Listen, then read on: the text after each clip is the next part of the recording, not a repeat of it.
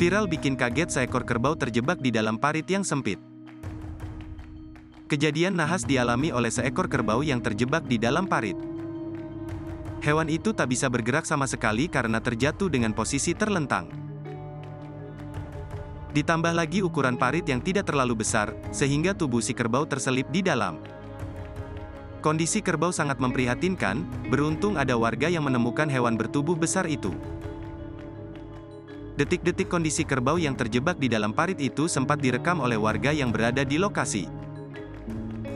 Lalu videonya diunggah ke media sosial dan kini menjadi viral setelah di-repost oleh akun di berbagai platform media sosial.